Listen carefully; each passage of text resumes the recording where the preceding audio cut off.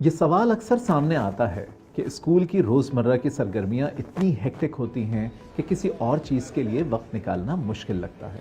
آخر اساتذہ اپنی کلاس میں ایسا کیا کر سکتے ہیں کہ طلبہ کی اخلاقی تربیت بھی ہوتی رہے اور تعلیمی سرگرمیوں کا قیمتی وقت بھی ضائع نہ ہو؟ آج ہم کچھ ایسے ٹیچنگ میتھڈز پر نظر ڈالیں گے جو اخلاقی تربیت کو تعلیمی سرگرمیوں کے ساتھ آسانی سے شامل کرنے میں مددگار ہیں۔ ان میں شامل ہیں modeling positive behavior as a teacher, identifying common themes between traits and students' learning objectives, collaborative learning, use of reflection as a daily practice, اور use of storytelling and role-playing scenarios۔ پہلا ٹیچنگ میتھڈ ہے modeling positive behavior as a teacher، یعنی اساتذہ کا اپنے رویے کو مثال بنا کر طلبہ کی اخلاقی تربیت کرنا۔ یہ اساتذہ کو اس ہفتے کی اسپیسیفک ٹریٹ کو اپنے رویے میں دکھانے کا موقع دیتا ہے۔ جب ٹیچرز لگاتار اس ٹریٹ کو اپنی ڈیلی انٹریکشنز میں اپناتے ہیں تو اسٹوڈنٹس کو اس کی عملی مثال ملتی ہے جو انہیں اس ویلیو کو آسانی سے سمجھنے اور اپنانے میں مدد دیتا ہے۔ مثال کے طور پر اگر theme of the week respect ہے تو ٹیچر اپنے کلیگز اور اسٹوڈنٹس کے ساتھ احترام سے پیش آ کر اسٹوڈنٹس کے لیے مثال بن سکتے ہیں۔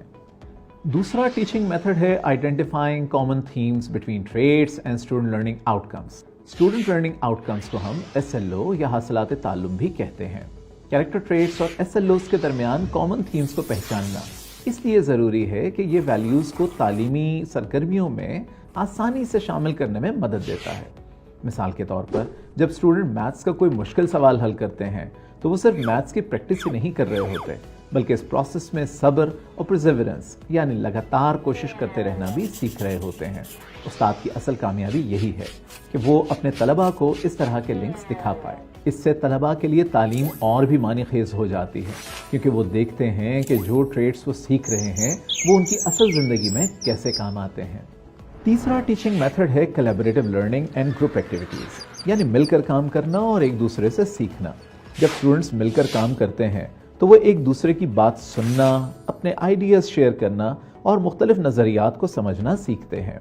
گروپ ایکٹیویٹیز اسٹوڈنٹس کو leadership, responsibility, self accountability, cooperation اور ایسے بہت سے دوسرے ٹریٹس پر عمل کرنے کا موقع دیتی ہیں۔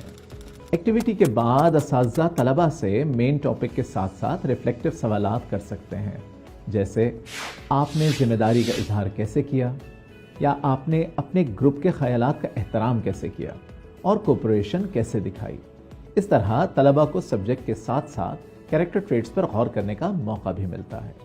چوتھا ٹیچنگ میتھڈ ہے use of reflection as a daily practice, یعنی طلباء کو غور و فکر کرنے کی عادت سکھانا۔ ریفلیکشن کرنے سے اسٹوڈنٹس اپنے ایکسپیرینسز کو سمجھتے ہیں، اپنے رویے پر غور کرتے ہیں اور اپنے اعمال اور سیکھی گئی ویلیوز کے درمیان تعلق بناتے ہیں۔ ریفلیکشن کے ذریعے اسٹوڈنٹس اپنے ایریاز آف امپروومنٹ کو پہچان سکتے ہیں اور ان ٹریٹس کا اپنی شخصیت پر اثر سمجھ سکتے ہیں۔ یہاں ٹیچرز اوپن مائنڈڈ کوسچن پوچھ سکتے ہیں، جیسے ٹالرنس پر عمل کرنے سے آپ کی زندگی میں کیا بہتری آئی، یا وہ وقت لکھیے جب آپ کو کسی مشکل کا سامنا تھا اور پرزیورنس نے آپ کو مدد دی۔ اس کے علاوہ ٹیچرز گروپ ڈسکشن بھی کروا سکتے ہیں تاکہ اسٹوڈنٹس اپنے جذبات اور سوچ شیئر کر سکیں۔ آخر میں ٹیچرز انہیں ریفلیکشن جرنلز لکھنے کی ہدایت بھی دے سکتے ہیں جس میں وہ اپنے رویے، چیلنجز اور کیریکٹر ٹریٹس پر عمل کا ریکارڈ لکھ سکیں۔ پانچواں ٹیچنگ میتھڈ ہے use of storytelling and role playing scenarios, یعنی طلباء کو کہانیاں سنا کر اور مختلف رولز پلے کرنے کا موقع دے کر ان کی اخلاقی تربیت کرنا۔ اسٹوری ٹیلنگ اور رول پلئنگ مشکل کانسیپٹس کو اسٹوڈنٹس کے لیے زیادہ ریلیٹیبل اور دلچسپ بنا دیتے ہیں۔ اس سے اسٹوڈنٹس اصل زندگی کے نتائج دیکھ کر مشکل سبق کو آسانی سے سمجھ سکتے ہیں۔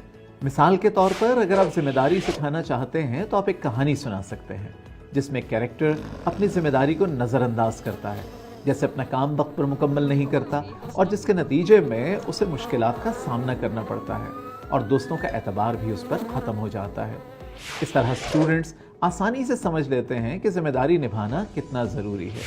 رول پلئنگ کا ایک بہترین طریقہ یہ ہے کہ اگر آپ ایمپیتھی سکھانا چاہتے ہیں تو آپ اسٹوڈنٹس کو ایسی سچویشن میں ڈال سکتے ہیں جہاں وہ دوسروں کے جذبات اور حالات سمجھنے کی کوشش کریں۔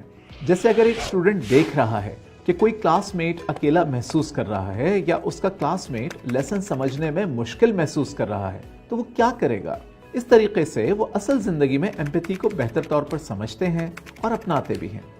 ان تمام ٹیچنگ میتھڈز کا استعمال کر کے ہم طلبہ کی اخلاقی تربیت پر روزانہ بہت آسانی سے کام کر سکتے ہیں۔ یہاں یہ یاد رکھنا بھی ضروری ہے کہ یہ تمام میتھڈز سجسٹیو ہیں، اور ہمیں یقین ہے کہ آپ اپنی کریٹیوٹی کو استعمال کرتے ہوئے مزید انوویٹو میتھڈز بھی استعمال کریں گے۔ ملتے ہیں اگلی ویڈیو میں، جہاں ہم نبی کریم صلی اللہ علیہ وآلہ وسلم کے ٹیچنگ میتھڈز کے بارے میں تفصیل سے جانیں گے۔ تب تک کے لیے اللہ حافظ۔